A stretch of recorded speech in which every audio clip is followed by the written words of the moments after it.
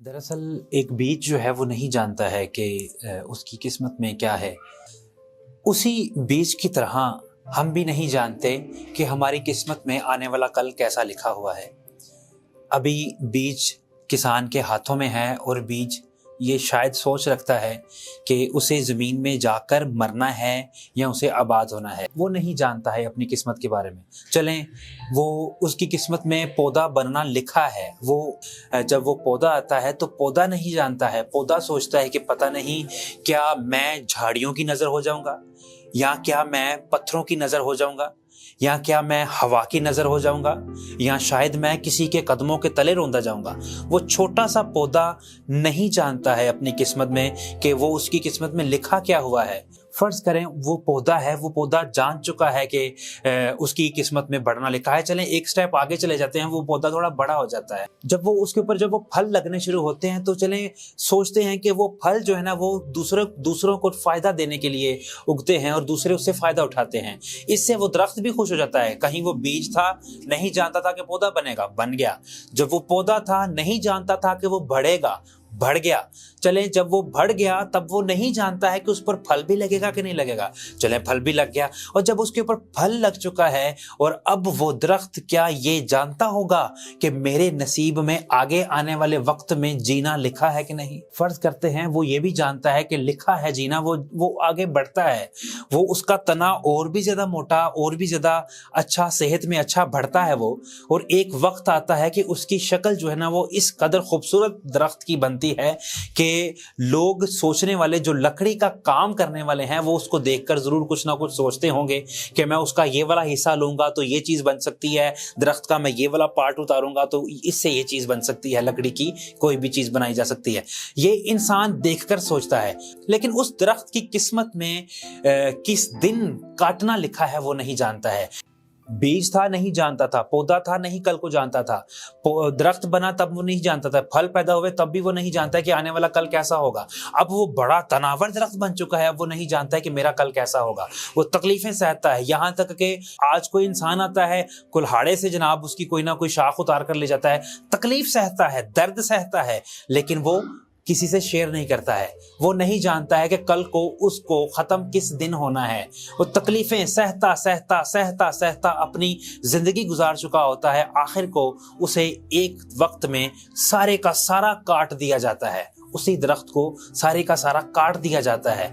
अब वो ये सोचता है कि अब तो मेरी किस्मत में काटना लिखा था, मैं कट चुका हूं, अब आगे क्या है।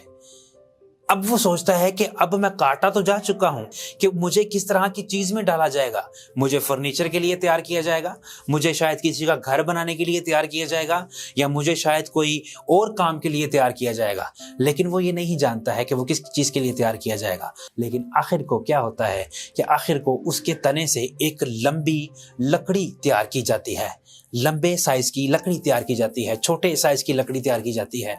वो फिर भी सोचता रहता है कि मैं नहीं जानता मैं क्या बनूंगा, मैं तो बड़ा जलील हुआ हूँ, मैंने बड़ा दर्द सहा है, मैंने बड़ी तकलीफें सही हैं मेरी जिंदगी में। शुरू से वो यही कहता आया है कि पता नहीं मेरी किस्मत में क्या है। पौधा था, कहता था पता नहीं किस्मत में क्या है। उससे पहले बीज था, कहता था पता नहीं किस्मत में क्या है। दरख्त बना, कहता था पता नहीं किस्मत में क्या है। दर्द सहे, तकलीफें सही, मुश्किलें सही, बरसातें सही, तूफान सहे, क्या क्या उसने नहीं सहा है, लेकिन स्टिल वो नहीं जानता है कि वो क्या बनेगा। आखिरकार एक वक्त आता है कि उससे लकड़ी लंबी तैयार की जाती है, और उस लकड़ी को जब जोड़ दिया जाता है तो उसको एक खूबसूरत सलीब तैयार कर दिया जाता है। और जब वही लकड़ी जो पौधा थी, कभी जो बीज था, कभी वो सलीब तैयार की जाती है, और उसके ऊपर जब यीशु मसीह को लटकाया जाता है, जब यीशु मसीह को मसलूब किया जाता है, तब वो जाकर लकड़ी खुश होती है, कहती है कि अच्छा था कि मैंने दर्द सहा ताकि तेरे आइन सीख लो। कि कलाम मुकद्दस में पौलुस रसूल ऐसी बात करता है, कहता है कि अच्छा है कि मैंने दर्द सहे, तकलीफें सही, ताकि तेरे आइन सीख लूं। आज अगर हम सहते हैं तो कल हम अच्छे कामयाब खादिम या कामयाब कोई भी टैलेंटेड पर्सन बन सकते हैं। अपने अंदर के टैलेंट को पहचाने, अपने अंदर के तोड़े को पहचाने। ये ना सोचें कि कल क्या होगा। जो है खुदा ने आपकी जिंदगी में लिख दिया गया है। बीज ये नहीं कह सकता है कि मेरी किस्मत खराब है। पता नहीं तमाम जो है ना वो दरख्तों से सबसे अच्छी किस्मत उस दरख्त की थी जिसको लकड़ी बनकर कर सलीब में शेप में आना था और उसी लकड़ी पर यसु मसीह ने आना था और फिर उसने ये कहना था कि अच्छा किया मैंने दर्द सहे, अच्छा किया मैंने परेशानियां सही, ताकि मैं आखिर को अपने निजात दहिंदा, इस कायनात के निजात दहिंदा का खून चूस सकूं। याद रखें, हम भी ऐसे ही हैं उस बीज की तरह।